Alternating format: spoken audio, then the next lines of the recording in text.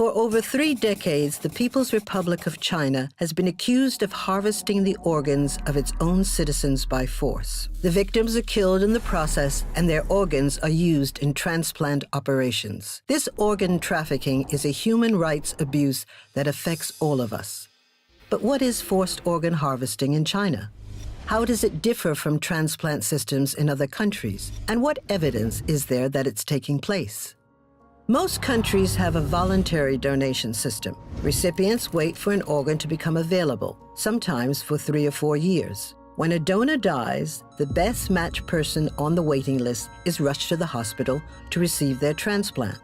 China has a very different system with reverse matching. Recipients pay for an organ to be made available. A prisoner who is the best match for the paying recipient is chosen from a large pool of detainees. The prisoner is then killed and their organs extracted for transplantation. Transplants for organs such as hearts, livers, and kidneys are scheduled in advance and performed in a matter of weeks. It is not possible for an ethical organ donation system to provide transplants on demand.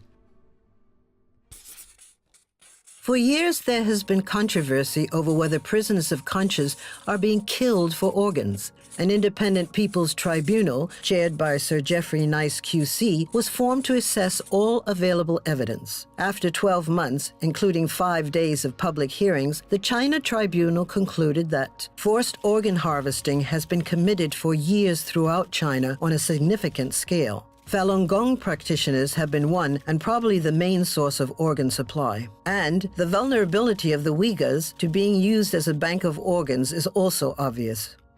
To understand how this atrocity began, we need to go back to the late 1970s when Chinese surgeons began transplanting organs from death row prisoners, a practice that was widely condemned. In 1994, Human Rights Watch reported 3 key findings. Political offenders and other nonviolent criminals were being used as sources for organs. Chinese doctors participated in pre-execution medical tests and matching of prisoners with recipients, often on a first-paid, first-served basis. And executions were deliberately mishandled to ensure that prisoners were not yet dead when their organs were removed. From 2000 onwards, China's transplant system rapidly expanded. At the same time, the authorities conducted a violent campaign to eradicate the Buddhist Qigong and meditation practice Falun Gong, which is practiced by millions in China. As the labor camps, black jails, and prisons filled with Falun Gong practitioners, so the volume of transplant operations dramatically increased. These rapidly available organs could not have come from death row prisoners alone. And, in comparison, Falun Gong practitioners are a healthier source for organs, as they do not drink or smoke and do Qigong exercises regularly as part of their spiritual practice. The number of liver transplants in 2000 reached 10 times that of 1999. In 2005, the number tripled further. As the Chinese transplant system continued to grow, so did the pool of prisoners. In 2017, Muslim Uyghurs began to be incarcerated in vast numbers, with many reported missing. And although China recently began developing a voluntary donation system, there is still no transparency about the source of organs. From July 2018 to June 2019, members of the China Tribunal with expertise in international human rights law, organ transplantation, international relations, China studies, and business reviewed multiple lines of evidence, including testimonies from relatives of deceased victims, fellow internees, and from Uyghur and Falun Gong detainees who were forced into blood tests and organ scans, including chest X-rays and ultrasounds. Some were overtly threatened with forced organ harvesting. Undercover phone call and video investigations from as recently as 2019 revealed admissions by government officials and surgeons that organs are available on demand, and that Falun Gong organs are also available.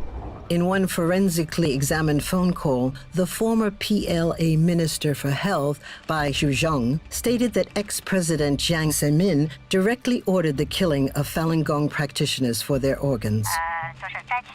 法轮功人员器官做器官移植手术这件事情是当时的总后部长王克布置的任务，还是军委直接下达的命令呢？当时是江主席对有一个批示，有一个批示的话，就是说说开展这些事情，就是器官移植。The China Tribunal also reviewed investigations compiling Chinese records, including bed utilization rates, surgical teams, and hospital revenue that show 60 to 100,000 transplants have been performed each year, far more than officially claimed. In 2010, just one hospital carried out over 5,000 transplants. Other lines of evidence examined include official Communist Party documents of policy and practices, scientific studies in Chinese journals that detail suspicious data consistent with killing individuals for organs, and a statistical analysis of China's organ donation system, showing that organ donation figures have been falsified and do not represent the real numbers. Based on these lines of evidence and proof of other acts, the China Tribunal not only found that forced organ harvesting has and continues to happen in China, it also found that commission of crimes against humanity against the Falun Gong and Uyghurs has been proved beyond reasonable doubt. But whose responsibility is it to act, and what should be done? Medical institutions and companies must abide by their business and human rights obligations. This means cutting ties with China in relation to organ transplantation practice, research, and training. States should enact laws combating international transplant tourism, and Chinese perpetrators should be sanctioned. Governments around the world should take the necessary steps to seek justice, and the Chinese Communist Party should be held accountable for its actions.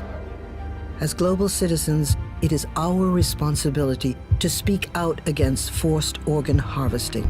If we don't act now, many more lives will be lost.